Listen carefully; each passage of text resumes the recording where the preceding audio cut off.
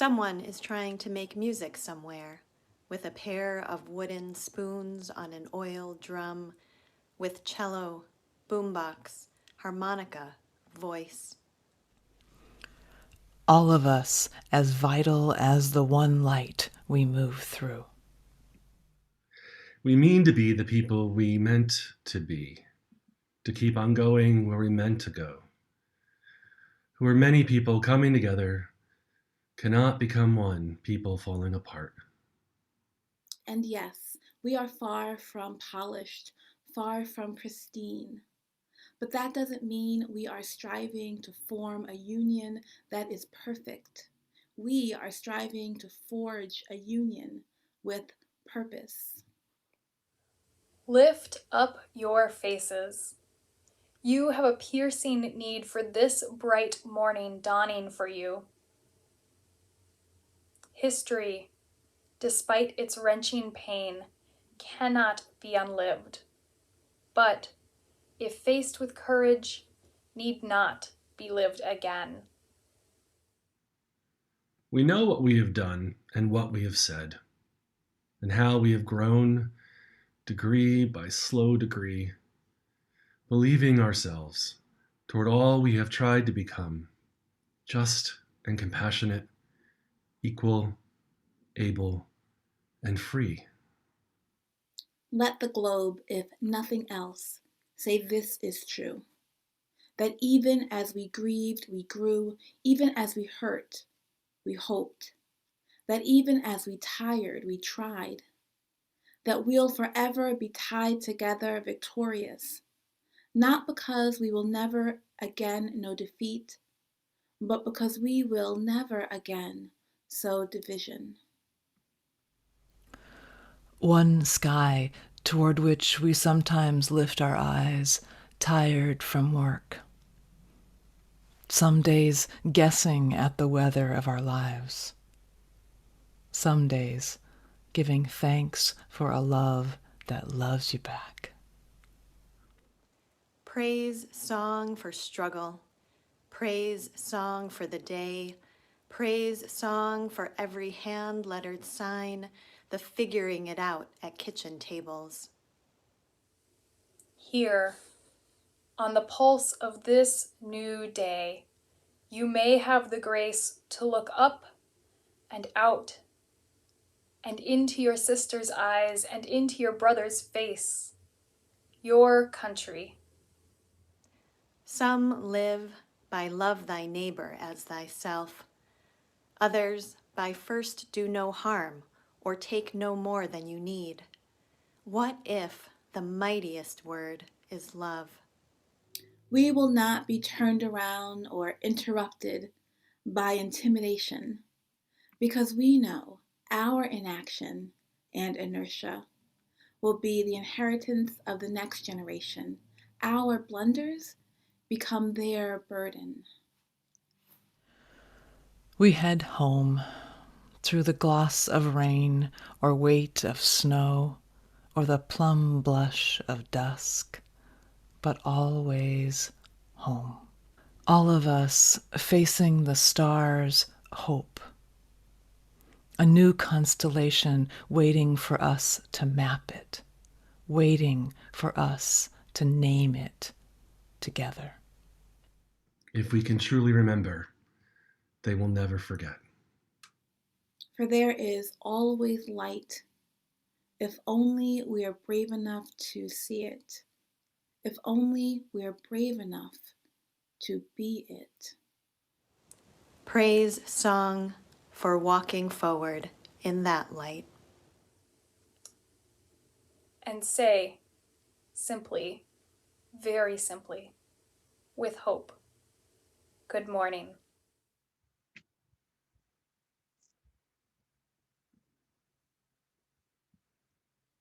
And with that, let us worship together. And we begin with the words in our unison affirmation. Please join me, everyone. May we be reminded here of our highest aspirations and inspired to bring our gifts of love to all living beings. May we know once again that we are not isolated, but connected in wonder and joy to mystery and miracle in the universe, in this community, and in each other.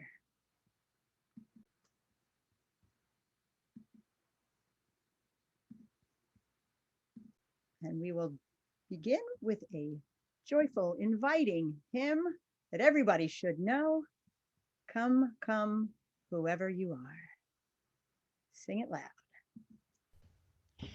Though you've broken your vows 1,000 times, though you've broken your vows 1,000 times, though you've broken your vows 1,000 times, broken your vows 1,000 times, though you've broken your vows 1,000 times, though you've broken your vows 1,000 times, though you've broken your vows again 1,000 times. Come, come, whoever you are, wanderer, worshiper, whoever and leaving, wanderer, worshiper, lover of believing, causes no care again, come of despair. Come yet again, whoever you are, wanderer, worshiper, whoever and leaving, wanderer, worshiper, lover of believing, causes no care again, come of despair. Come yet again, whoever you are, wanderer, worshiper, whoever and leaving, wanderer, worshiper, lover of believing, causes no care again, come of despair. Come yet again, come.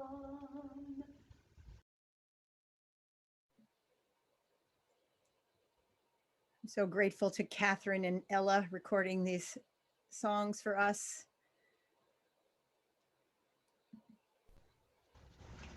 Though Sorry about that. Well, it's now time for our story. And I'm not sure if you remember, but a while back, I may have shared another book from this duo, author and illustrator, called What Do You Do with a Chance? But today we're going to read their book, What Do You Do with an Idea? Written by Kobe Yamada, illustrated by May Besson.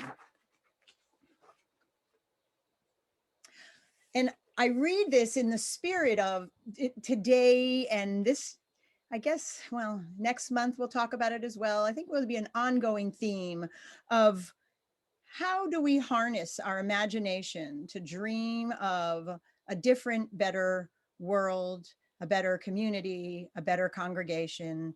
And so I wanted to encourage us to explore how ideas come to us and what do we do with them. One day I had an idea. Where did it come from? Why is it here? I wondered. What do you do with an idea? At first, I didn't think much of it. It seemed kind of strange and fragile. I didn't know what to do with it. So I just walked away from it. I acted like it didn't belong to me. But it followed me. I worried what others would think. What would people say about my idea? I kept it to myself. I hid it away and didn't talk about it. I tried to act like everything was the same as it was before my idea showed up. But there was something magical about my idea. I had to admit it. I felt better and happier when it was around. It wanted food. It wanted to play. Actually, it wanted a lot of attention. It grew bigger and we became friends. I showed it to other people, even though I was afraid of what they would say. I was afraid that if people saw it, they would laugh at it. I was afraid they would think it was silly. And many of them did. They said it was no good. They said it was too weird. They said it was a waste of time and that it would never become anything. And at first I believed them. I actually thought about giving up on my idea. I almost listened to them. But then I realized, what do they really know? This is my idea, I thought. No one knows it like I do. And it's okay if it's different and weird and maybe a little crazy. I decided to protect it, to care for it. I fed it good food. I worked with it. I played with it. But most of all, I gave it my attention. My idea grew, and so did my love for it.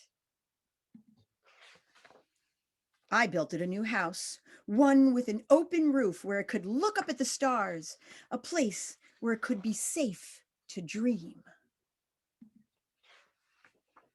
I liked being with my idea. It made me feel more alive, like I could do anything. It encouraged me to think big and then to think bigger.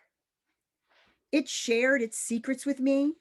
It showed me how to walk on my hands because, it said, it is good to have the ability to see things differently.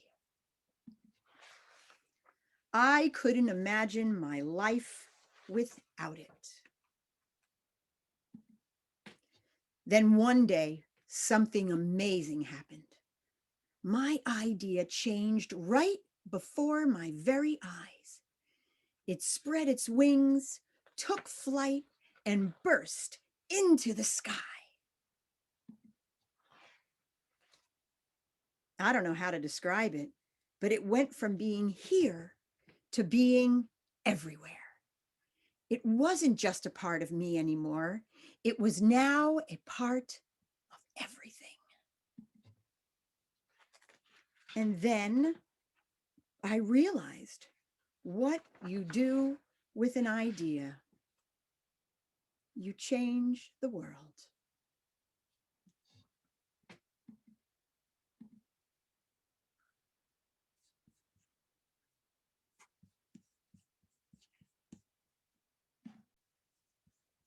So I just want to see from a show of hands, how many of you have ever had an idea that you thought could be world changing? Anyone? And how many of those ideas were shot down at some point by some naysayer or someone grumpy or who didn't believe? Ah, yeah. So I'm here to encourage us today and every day to think about these ideas you have that could change the world. And by world, I mean on many levels, whatever that level is, and not to be overcome or overwhelmed by the naysayers, but instead to feed and nurture your idea and see where it can take you.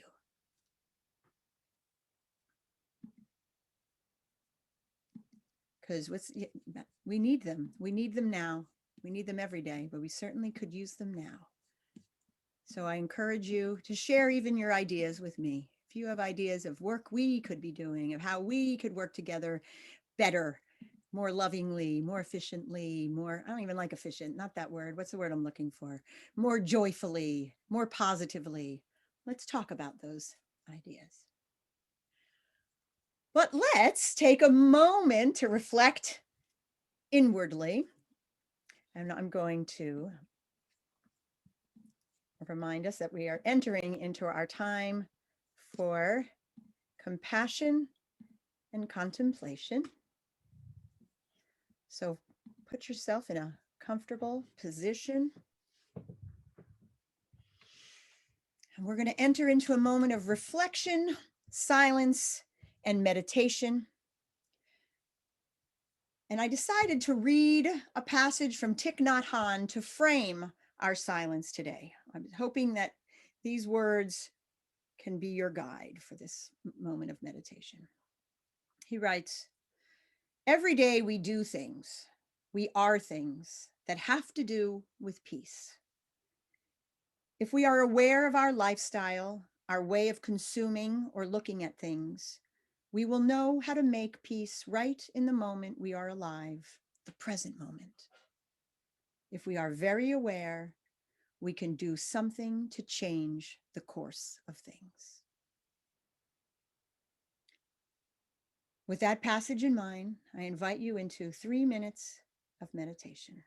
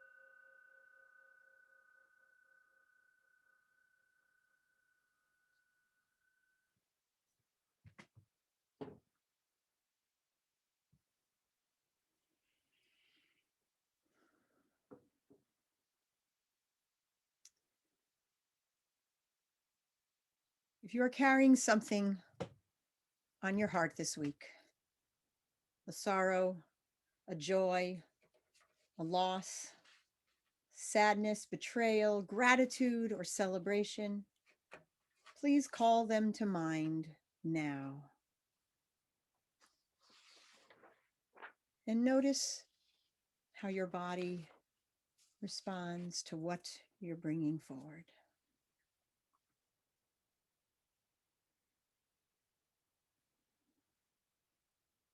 If you want to place your hand or hands on your heart, feel free to do that.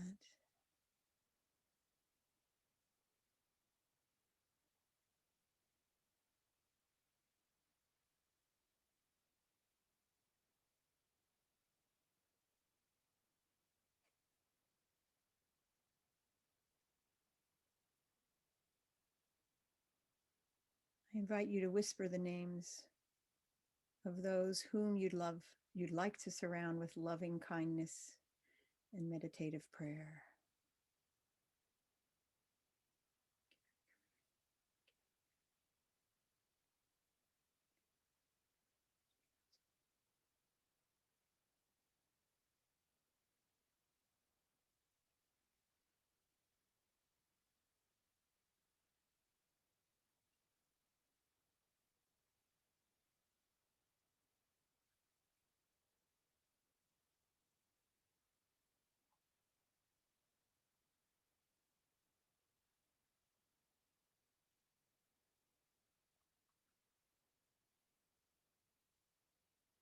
I remind you also to surround yourself with loving kindness, meditation, and prayer, whatever it takes for you to be gentle with yourself, to honor your sorrows, and to fully celebrate your joys.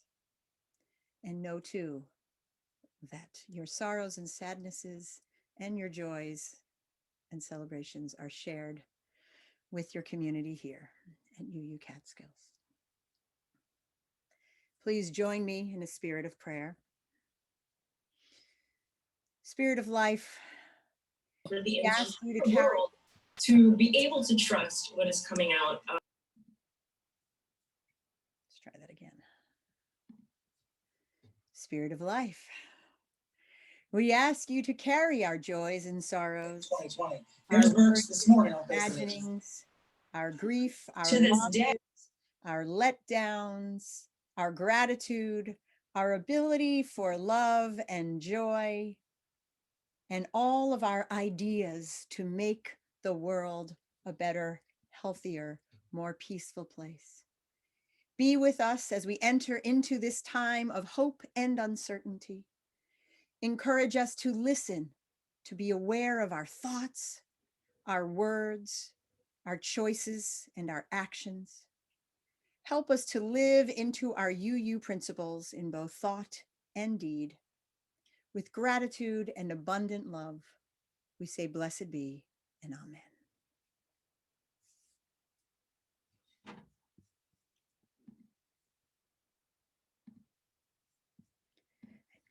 We will continue our contemplation with another lovely piece of music Catherine has recorded for us, entitled Deep River by Samuel Coleridge Taylor. And to remind you all that part of our calling, a big part of our calling, is to partner with organizations in our extended community who are doing the work and witness that we as Unitarian Universalists are called to do.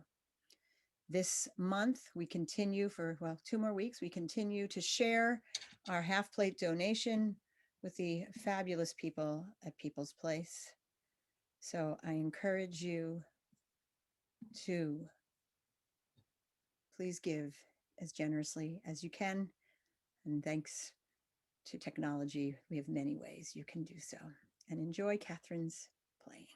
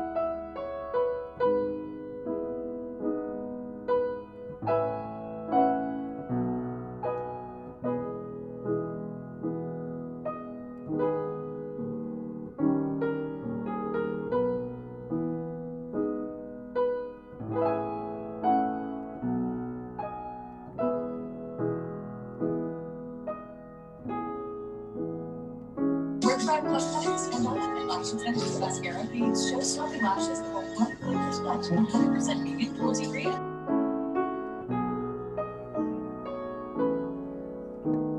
Rosalie has to tell.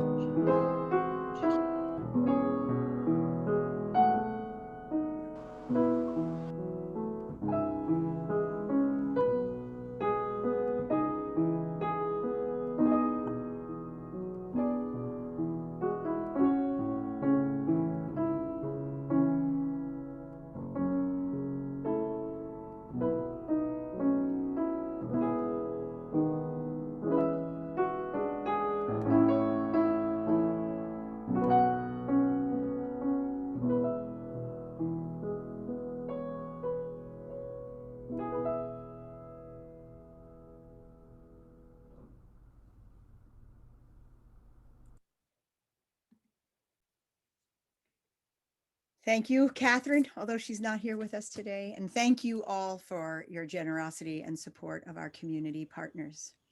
I'm going to remind us once again to stay muted, please. And if you have any background noise in your house, maybe turn that off too, just in case. Thank you for your support and generosity. I know I put on the order of service a reading, but I decided to incorporate the reading into the homily instead of having it as a separate item. So you get the 2 for 1. Here we go. One of my favorite Grateful Dead songs is Eyes of the World. Show of hands if you're with me on loving this song. All right. I knew I'd see some and scroll through. Okay. The chorus goes, wake up to find out that you are the eyes of the world. The heart has its beaches, its homelands, and thoughts of its own. Wake now, discover that you are the song that the morning brings. But the heart has its seasons, its evenings, and songs of its own.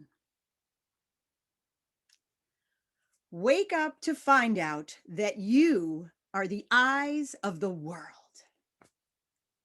Wake now, discover that you are the song that the morning brings. I love it. And overall, the lyrics of the song include images of nature, a redeemer, of life and death and heart.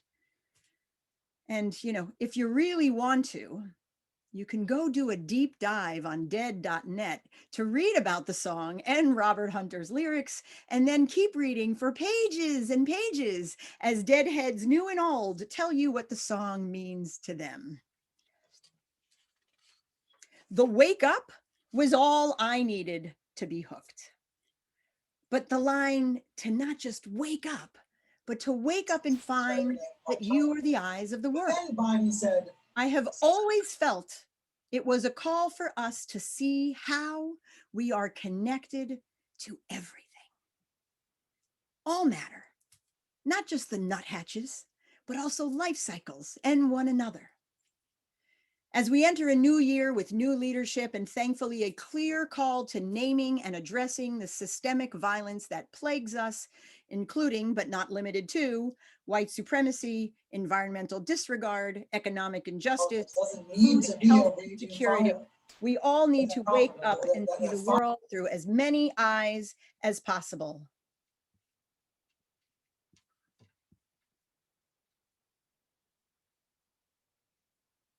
See that we are all connected and the hurt of one is the hurt of all. Waking up and seeing is merely the first step. Today we will talk about what comes next. So sometime in the spring or summer, sadly, time has lost most of its meaning. So I joined a group of other UU ministers who began to brainstorm ways to create a different culture, a transformative or regenerative culture in our local communities, starting perhaps with our own congregations. We spent a lot of time sharing models and examples of how local communities were doing things differently. We also made a pretty good reading list, and I'm slowly making my way through these recommendations. So I am really interested in the how we can do things differently. And by differently, I mean non-capitalist, non-patriarchal, non-divisive, non-violent. Yet I am also interested in the why. Why do some cultures and communities seem to understand the interconnected nature of existence better and therefore support local grassroots economies and alternative models of economic, environmental, and social renewal? Why do some cultures and communities promote ideas of love and equality and doing our part to care for one another? Certainly more so than other communities. One book, Designing Regenerative Cultures by Daniel Wall, gave me some things to think about. And as I should say, as you may or may not know, I am a biologist, and this kind of writing gets me very excited. So here's the passage. The Santiago theory of cognition, proposed by Chilean biologists and neuroscientists Humberto Maturana and Francisco Varela, offers a scientific way of understanding the process by which living systems engage in autopoiesis, self-creating or self-regenerating, through entering into relationships that distinguish self from other, but without losing their fundamental interconnectedness with their environment. The act of what they call structural coupling or relating to other enables the living system to define itself in relationship to its environment as separate yet connected. All right, so I want to pause here for a moment to examine this passage. I like it because I think so many of us struggle with how to be our own beings, yet also be connected. And that's largely because we've been told our whole lives that we are separate, unique individuals. It seems mutually exclusive, right? If I'm an individual, I can't be connected. If I am me, how can I really be part of a we? And we've been talking a lot lately about me to we in this congregation and in Unitarian Universalism in general. So it is important to think about how we can still feel like and be ourselves, and yet also know that we are part of something much greater than ourselves. And guess what, folks? Those researchers I just quoted are not starting their research from a human perspective. They've observed this behavior in the plant and animal world. And anyone who is lucky enough to see fabulous fungi at Rosendale Theater or elsewhere knows exactly what they're talking about. The researchers believe that the act of defining self and others triggers internal changes, which leads them to believe that it is an act of cognition, which does not require a nervous system and is possible for all life forms. So all living things can, in essence, recognize themselves in relation to others. The researchers say cognition is not a representation of an independently existing world, but rather the act of bringing forth a world through the processes of living as relating. Okay, for you gardeners out there, just think for a moment about the fact that all of these processes that are happening in the soil by a variety of organisms are not in fact random, but rather demonstrate some form of understanding or cognition on their part. Each knows what they are doing in service to the whole.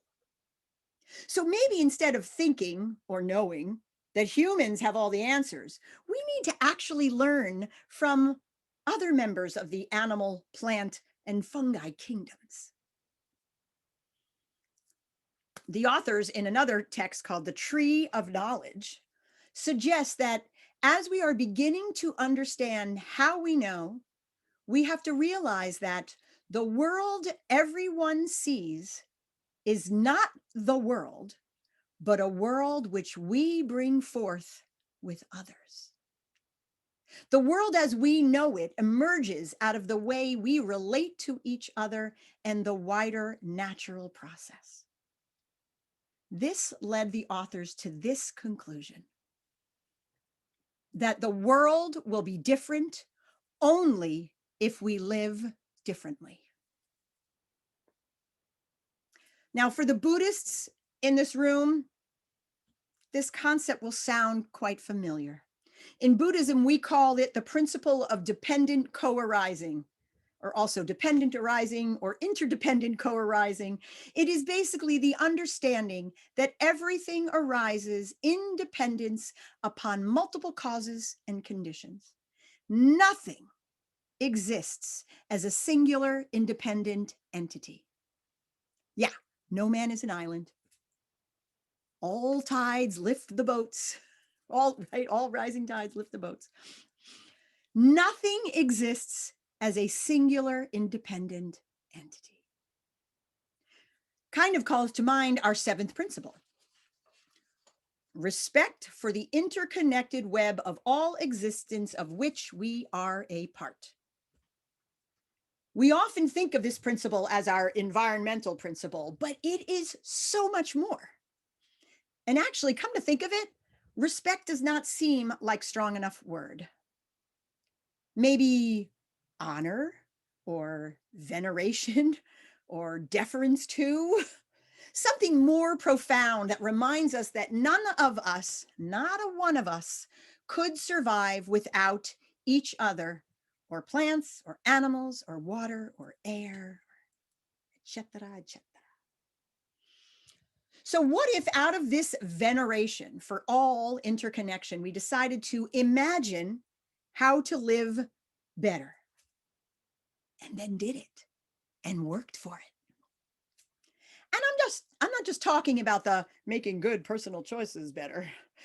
I'm talking about the better for the entire collective. What would that take?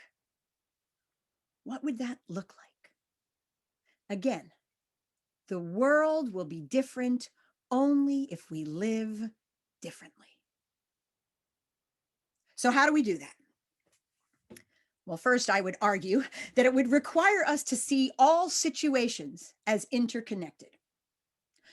So, for example, if we realize that poverty in our community is the result of greed and selfishness at the top, employers and legislators withholding livable wages from people, and that poverty breeds instability, which manifests as having not one, but 2 or 3 jobs, or not being able to take days off of work, or afford childcare, or additional education, or decent housing, which leads to direct violence, crime, as well as learning issues and subpar educational experiences in children, along with limited access to healthcare, healthy foods, and even self-care options.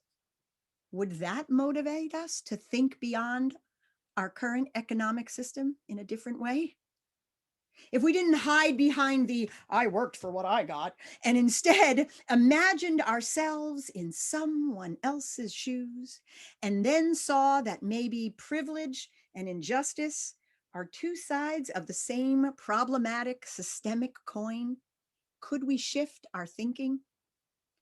Could we shift our hearts?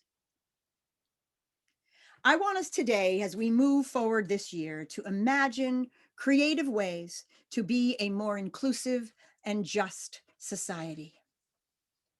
What are those ideas? Ideas that have changed people's lives and indeed changed communities. We actually have plenty of examples to start with. Food co-ops, including the one that is beginning in Kingston. Shopping local, supporting small businesses instead of shopping at Amazon or any other big box store. And maybe taking that a step further and researching minority, women-owned, employee-owned, or cooperative businesses. using thrift stores, not just to donate clothing, but also to buy used clothing so we don't keep buying new things. And also, there are thrift stores whose income feeds and supports the community, much like our own People's Place. I think of Kingston's O Positive Festival, an arts festival that provides healthcare and advocates for healthcare for independent artists.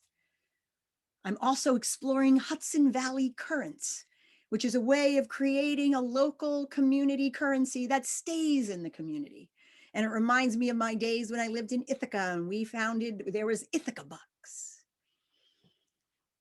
And co-working spaces and other shared community work, play, learn experiences.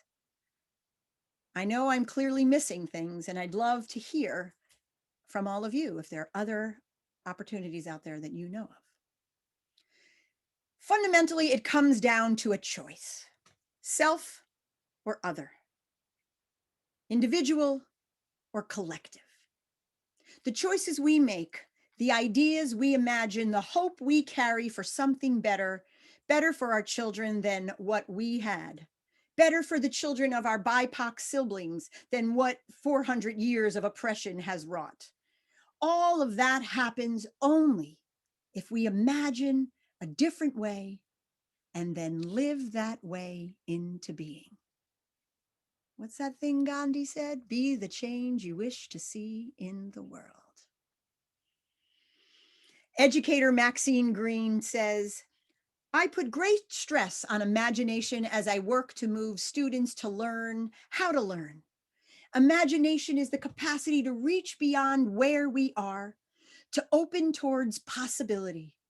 It is the consciousness of possibility, perhaps the shared consciousness, that moves people to reach towards what should be, what might be, if an acceptable choice or action were to be found.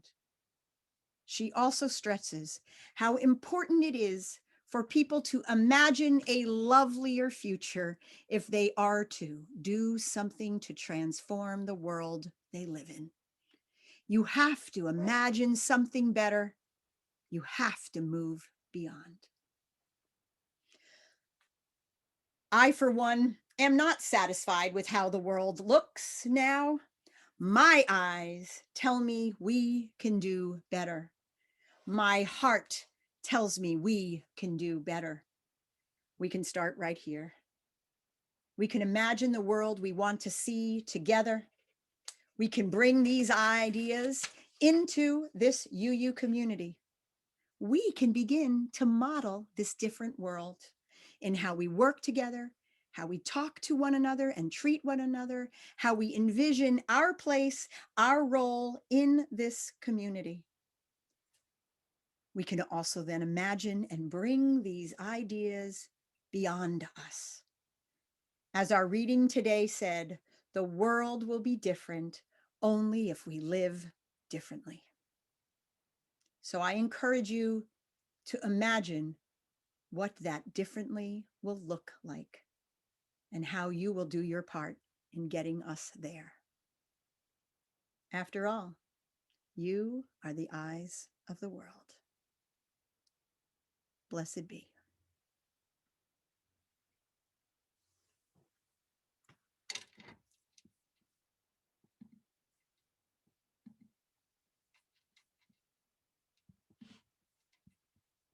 And to end with almost end with an inspirational hymn,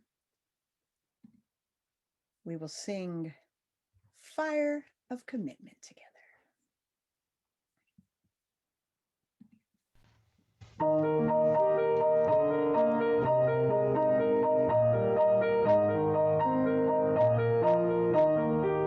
From the flight of days remembered, burns a beacon bright and clear, guiding hands and hearts and spirits into faith's adventure.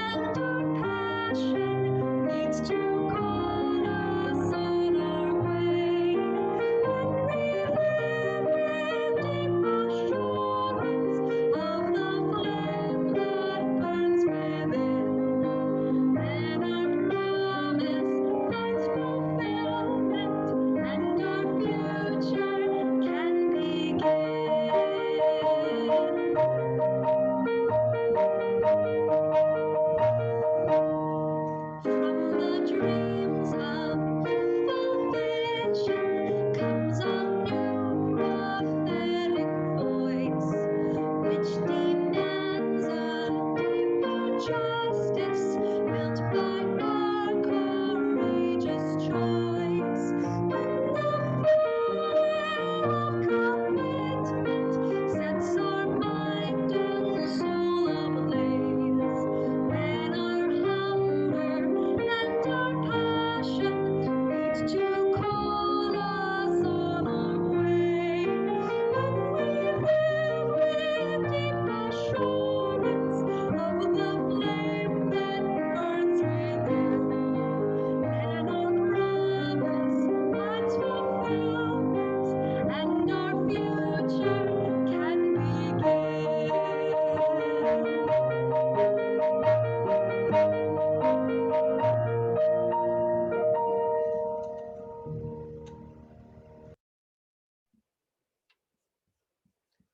If that hymn doesn't get you fired up, I don't know what will. But I'm going to take us, before we move into our closing words and my thoughts for our breakout rooms today, I wanted us to just take a moment and look at our covenant, because this is a model of how to live differently. And I encourage everyone, if you're not familiar with it and have not read it or do not read it regularly, we could take a moment now to read it. Maybe, I know we sometimes put it in the newsletter, and I know it's definitely on our website. So I encourage you to print it out, read it as a reminder of what we're called to do here.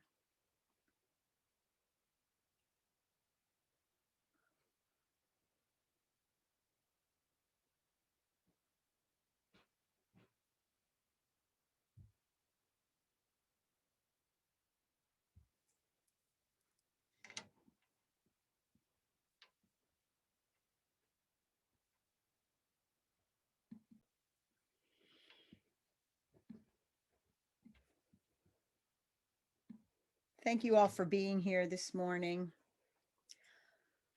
I'm going to read our closing words, then we will collectively extinguish the chalice. And then I invite, after our benediction, as many of you to stay. I know sometimes the breakout rooms, people aren't comfortable sticking around, but I would really like us to stick around today and look at the questions or the ideas of what do we want to see? What do we hope for? How will we live differently? What ideas can we share? And here's the great thing. If you're in your small group and you write them into the chat box, the whole transcript comes to me as I record the meeting. So I will see all your ideas in case I don't get to hear them. Of course, you could also tell them to me. That's fine too. But I just thought if we could all stick around in the breakout room, maybe we could. So, okay. Our closing words are just a few short lines from inauguration poet Amanda Gorman. The new dawn blooms as we free it, for there was always light if only we're brave enough to see it, if only we're brave enough to be it.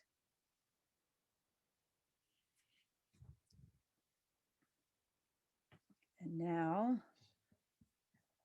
I'm going to unspotlight.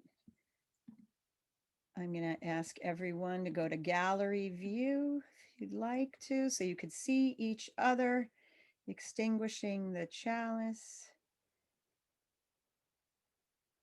We can try it where if you want to unmute and say it together, we can give it a shot. So unmute yourselves. And